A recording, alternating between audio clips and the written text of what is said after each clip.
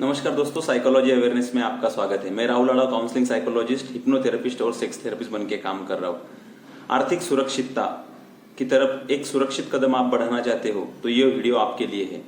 हम बहुत बार समाज में हमारे देखते हैं कि आस पड़ोस में देख पाते हैं कि आर्थिक स्थिरता और अस्थिरता, ये वर्ड्स जो है, ये शब्द जो है बहुत सुनने को मिलते हैं और उससे बहुत सारी मानसिक परेशानियां लोगों की बढ़ रही है।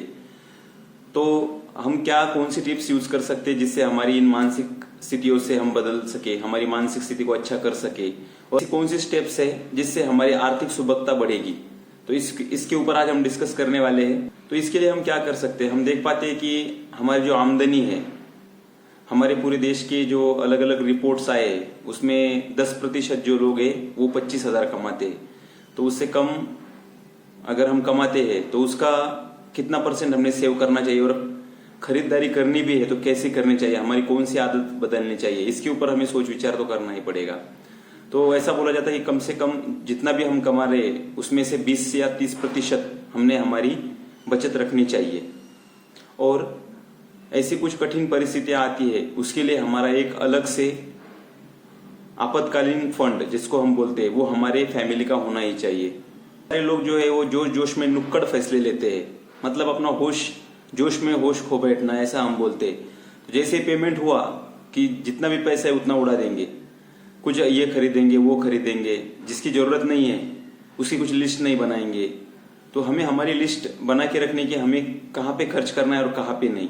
हम बहुत बार वस्तु पे खर्च करते हैं, तो हम ये देख पाते हैं कि बहुत सारे लोग बताते हैं कि वस्तु पे खर्च मत करो, हमारे जो शौक है उनके ऊपर खर्च करो, ताकि हमें उनसे समाधान मिलेगा। उन वस्तुओं से हमें समाधान नहीं मिलता है जो हम दूसरों की कंपटीशन में लेते हैं, वो तो हमें और परेशानियों में और उलझनों में डालती है।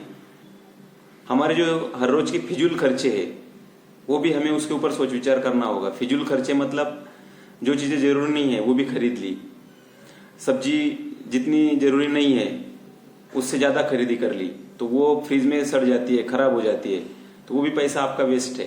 तो ये जो फिजूल खर्चे है हर रोज के, जितना आपको लग रहा है उतना ही आप खर्च करते हैं तो आप उससे कुछ अमाउंट बचा सकोगे।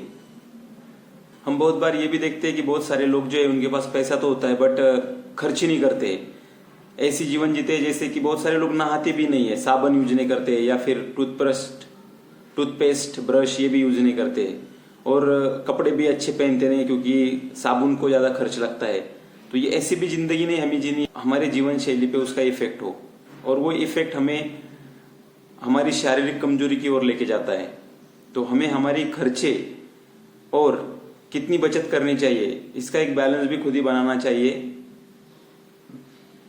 और वो बैलेंस जो है वो हमारे पूरे मानसिक स्वास्थ्य को अच्छा रखेगा। क्योंकि हम देख पाते हैं कि पैसा और मानसिक कनेक्शन इसका कोई डायरेक्ट रिलेशन नहीं है, ऐसा रिसर्च बताता है, कोई डायरेक्ट रिलेशन नहीं है। बट हमारे इमोशंस बचपन से ही हमारे पैसे के साथ जुड़े हैं, इसलिए थोड़ा सा भी पैसा ज्यादा खर्च हुआ तो हमें अच्छा नहीं लगता है। हालांकि वो एक कमोडिटी, एक वस्तु है, पैसा एक वस्तु है जिससे हम वो वस्तुएं खरीदते हैं, तो उसकी कीमत वहां तक ही है, पैसों तक।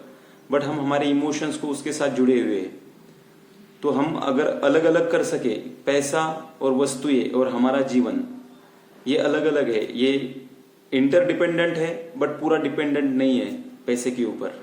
तो हमें ये भी समझना है कि कहाँ पे खर्च करना है और कहाँ पे नहीं। बस सोचते हैं कि निवेश करना चाहिए, बट निवेश में भी हमने कहाँ पे क्या धोखा हो सकता है निवेश में, ये पूरा जानकर ही हमने निवेश करना चाहिए।